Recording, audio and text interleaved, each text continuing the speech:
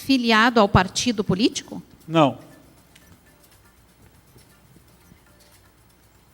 A execução dos honorários de advogado no rol de prestação de serviço eleitoral, a atuação do contencioso judicial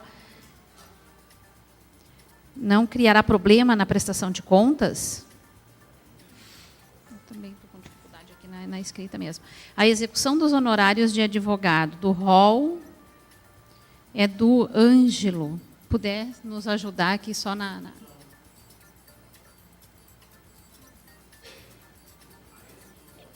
A exclusão dos honorários de advogado do rol de despesa eleitoral, isto, em relação à atuação em contencioso judicial, não criará problema na prestação de contas?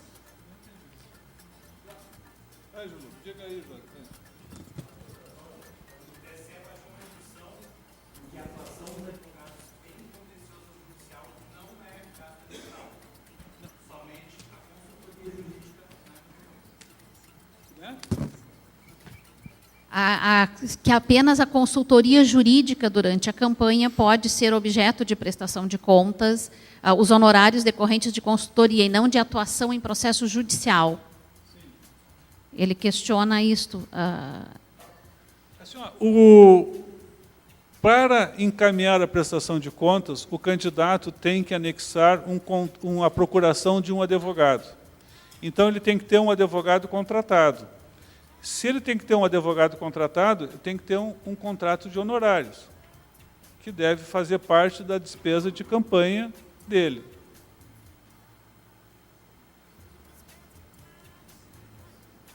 Isso? Hã?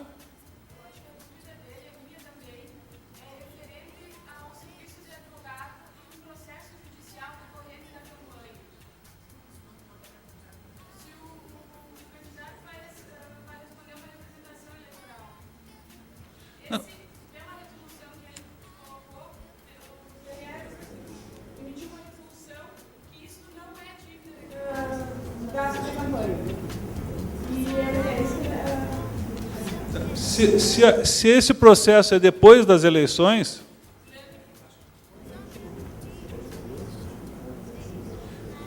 se for durante a campanha, eu acho que é gasto de campanha.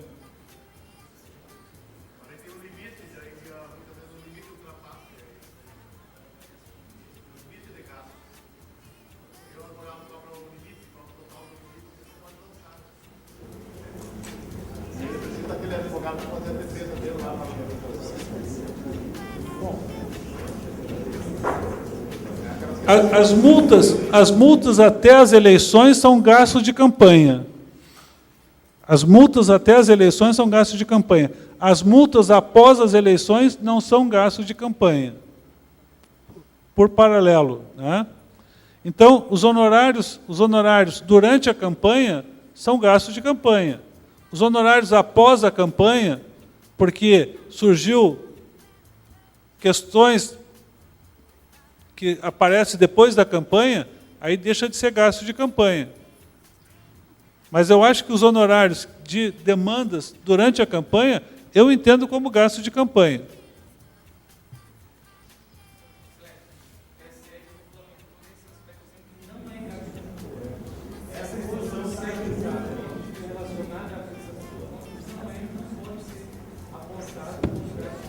Ok, eu não conheço essa decisão. Em razão do adiantado da hora, nem todas as perguntas vão conseguir ser repassadas. De qualquer maneira, creio que possamos, numa ocasião posterior, esclarecê-las, que nós já estamos encerrando o painel. Gostaríamos de, em nome do Escritório de Advocacia Décio Tiberê Advogados Associados, agradecer a sua presença aqui e passar uma obra de doação da editora Juruá, Biografia Não Autorizada versus Liberdade de Expressão, e registrar o nosso agradecimento. Agradecendo a oportunidade, e se tiver mais alguma coisa que eu possa ajudar, o pessoal do evento tem meu e-mail, tem meus contatos, vocês podem encaminhar para eles, que se eu puder esclarecer, eu estou à disposição. ok? Meu e-mail é apple@apple.com.br. Então, se eu puder esclarecer, se eu puder ajudar. Surgiu uma que eu não sabia, que é essa decisão do TSE, né? E a gente está sempre aprendendo. Muito obrigado pela oportunidade, muito obrigado pela tua atuação, muito obrigado pelo Décio por ter essa oportunidade também de estar aqui hoje. E um bom dia para vocês, um bom evento.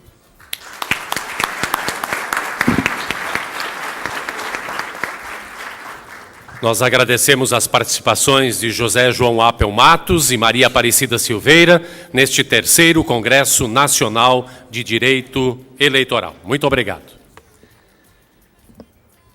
Na sequência das atividades, nós teremos agora o desenvolvimento do tema financiamento de campanha, com a participação da nossa palestrante, doutora Sandra Curô, a quem convidamos a subir ao palco.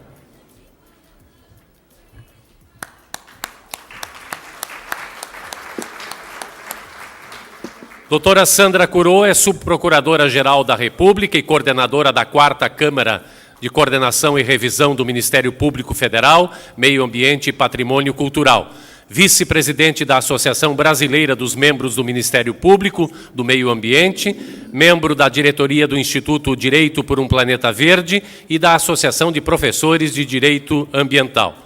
Coautora do livro Direito Ambiental, série universitária, organizadora de diversos livros e autora de diversos artigos sobre meio ambiente, patrimônio cultural e direito eleitoral.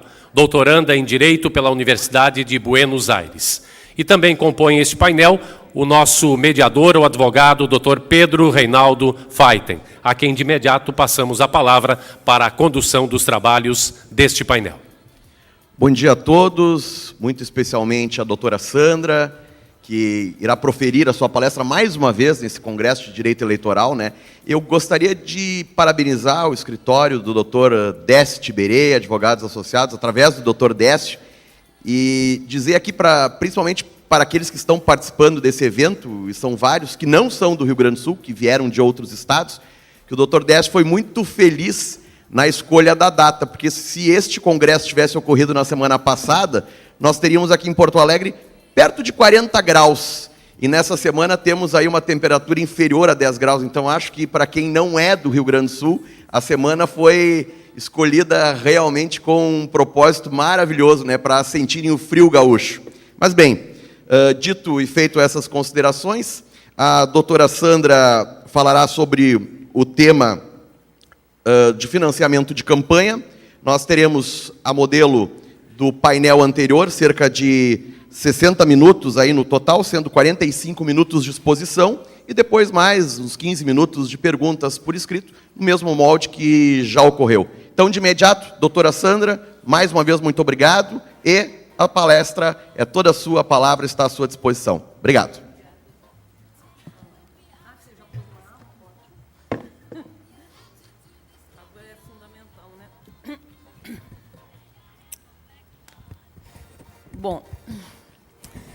Bom dia a todas e todos. Se todas e todos já está caindo de moda agora, né?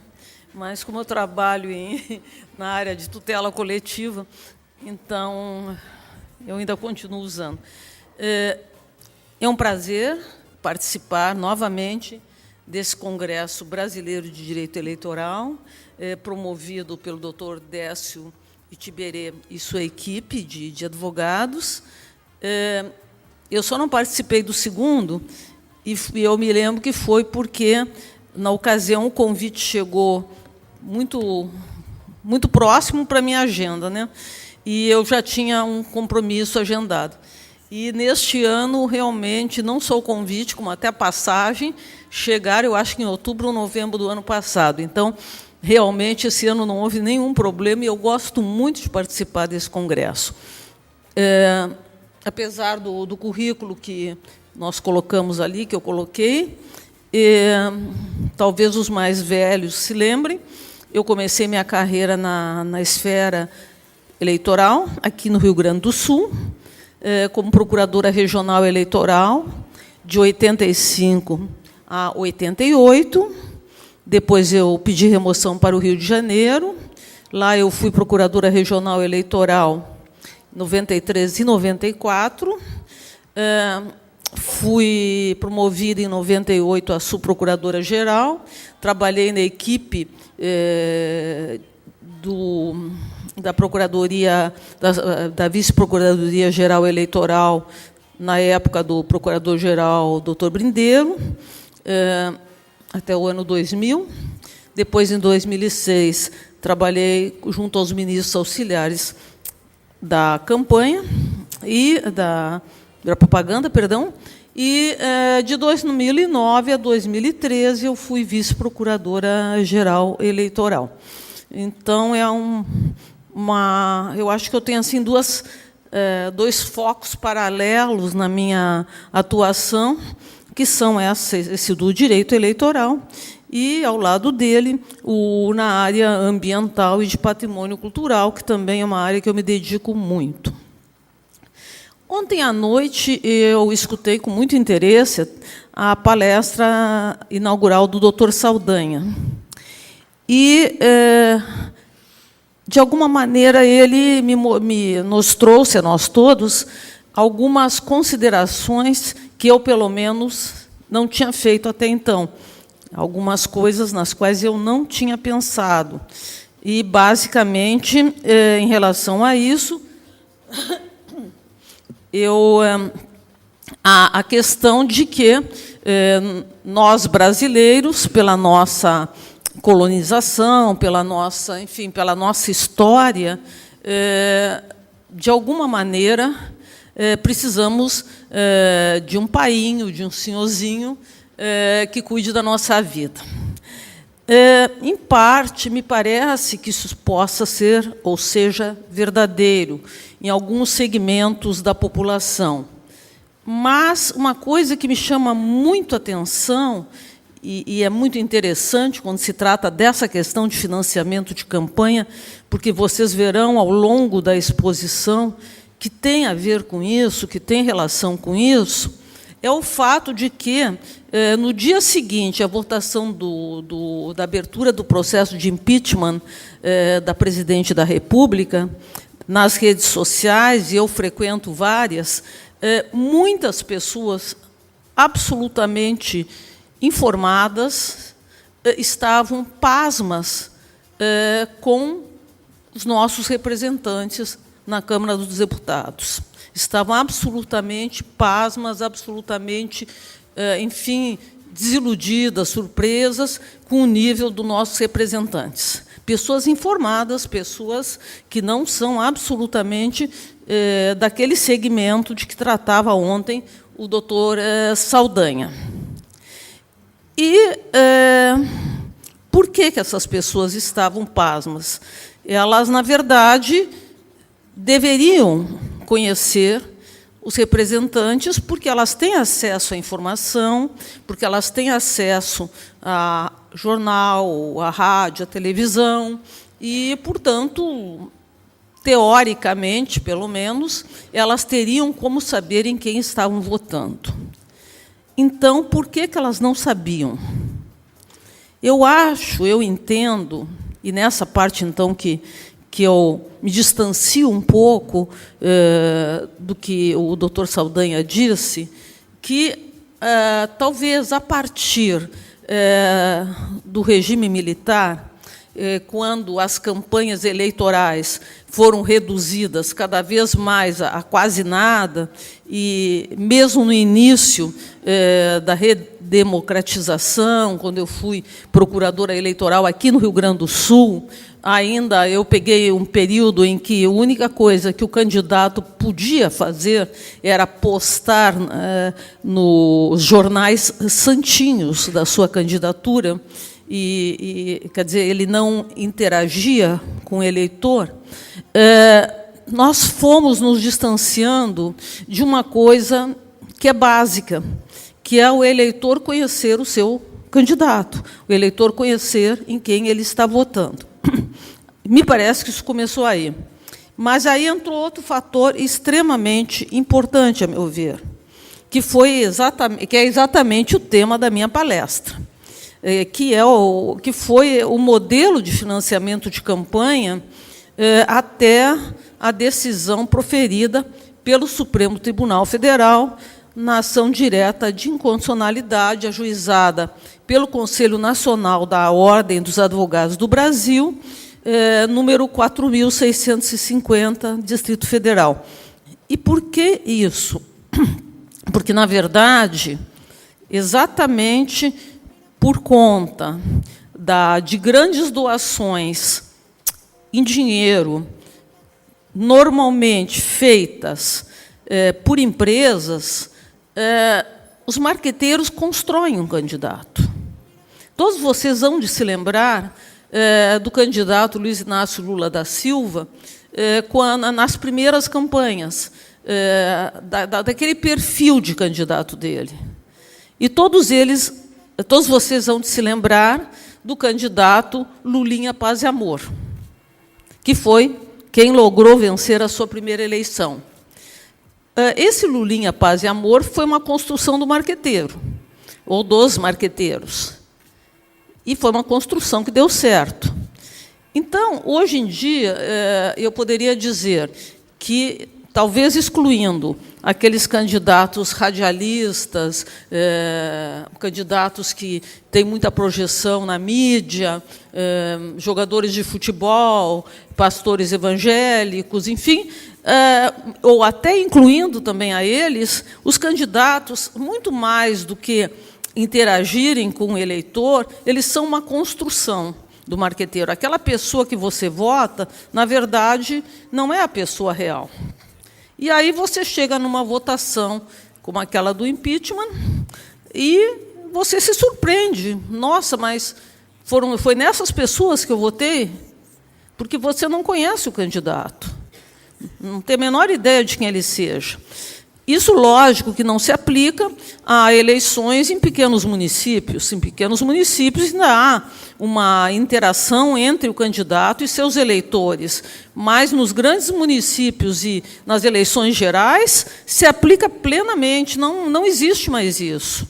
A gente não tem conhecimento real, a não ser que conheça por outras razões, dos candidatos nos quais está votando. Esses candidatos são construídos, eles são fabricados e eles não são reais.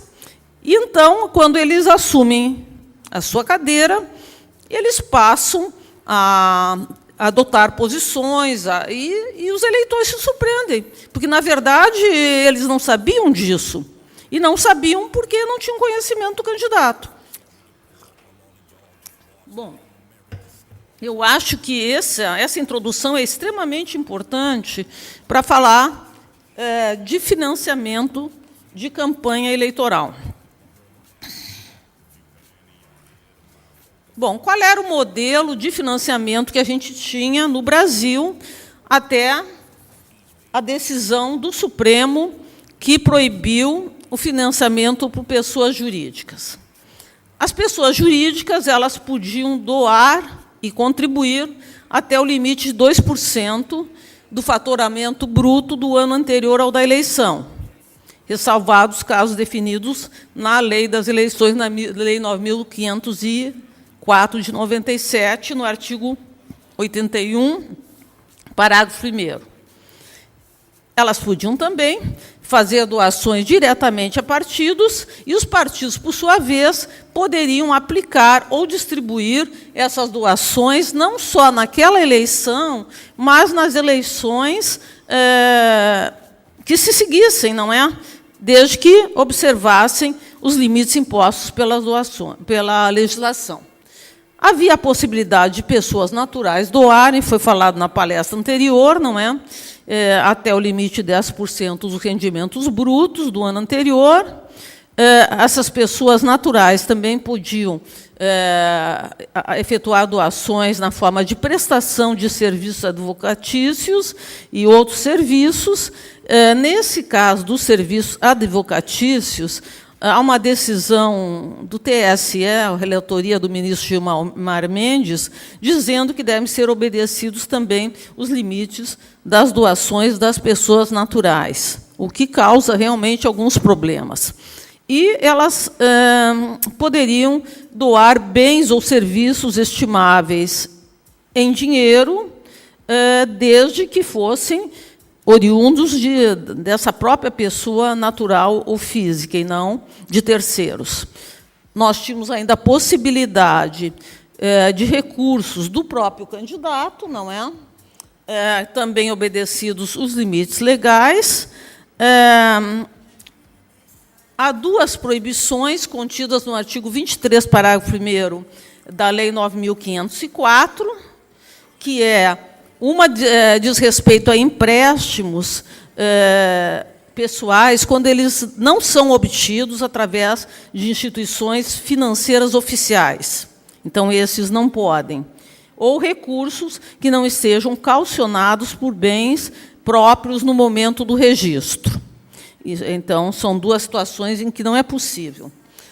Há ainda a possibilidade da doação de outros partidos a outros candidatos ou de partidos diretamente aos seus candidatos ou entre partidos, obedecido, obviamente, o limite do teto das campanhas eleitorais.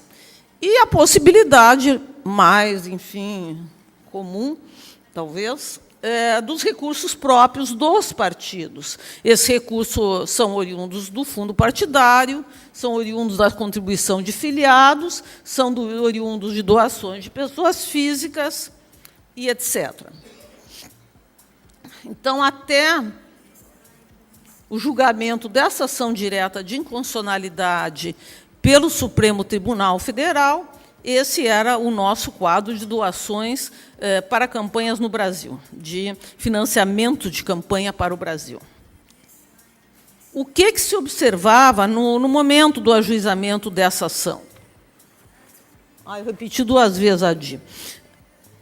Os custos das campanhas eleitorais eles estavam sofrendo, eleição a eleição, um crescimento vertiginoso, um crescimento sempre maior de eleição para eleição. As principais doadoras eram pessoas jurídicas. As principais doadoras eram pessoas jurídicas, especialmente empresas privadas. E essas empresas privadas doavam para partidos e diretamente para candidatos. Em 2010, que foi a última eleição na qual eu atuei, apenas 1% dos doadores, o que equivalia a 191 empresas, foi responsável por 61% do montante doado. Ou seja, 1% doou 61% de todo o montante doado para as eleições de 2010. Os maiores doadores eram as empreendedoras, as construtoras, os bancos e a indústria. E se comprovou, isso principalmente na audiência pública realizada pelo ministro Luiz Fux, que foi o relator dessa ação direta de inconstitucionalidade, que havia uma estreita dependência dos candidatos e partidos em relação ao capital das empresas, tanto assim que, das 513 campanhas mais caras de 2010, 369 foram bem-sucedidas. Então, isso mostrava, não é, que uma relação direta entre custo de campanha e campanha bem-sucedida, candidato eleito. Custo de campanha, candidato eleito. Qual foi o fundamento da ação ajuizada pelo Conselho Federal da OAB? O fundamento foi basicamente o seguinte: a permissão de doações a campanhas eleitorais por pessoas jurídicas protege de forma insuficiente os princípios da isonomia, o princípio da isonomia, o princípio democrático e o princípio republicano. O ministro relator, que era o ministro Luiz Fux, realizou, em 2 dias, 17 de junho e 18 de junho de 2013, audiência pública em relação a esse processo específico. Qual era o objetivo dessa audiência pública? Eu participei dela, eu ainda era vice-procuradora-geral eleitoral. Era colher depoimentos de especialistas, de juristas, de membros da classe política, de cientistas políticos, de entidades da sociedade civil organizada, para que a Suprema Corte tivesse informações suficientes para proferir seu futuro pronunciamento sobre as doações por empresas, né? E para que também esse pronunciamento ele se revestisse de legitimidade democrática, porque a audiência pública é esse exatamente o escopo dela, tanto na área eleitoral, nós tivemos agora outra recentemente sobre o Código Florestal, foram ações que eu ajuizei quando substituía o então procurador Roberto Gurgel. A audiência pública é uma possibilidade que o tribunal tem de ouvir diversos segmentos, tanto a favor quanto contrários a uma determinada tese, e, então, ser bem informado sobre o que está se discutindo. Esse julgamento... Uau! Ok. Esse julgamento ele veio a ser concluído em setembro de 2015, quando, então, o Supremo declarou a inconstitucionalidade dos dispositivos legais que autorizavam a doação às campanhas eleitorais por pessoas jurídicas.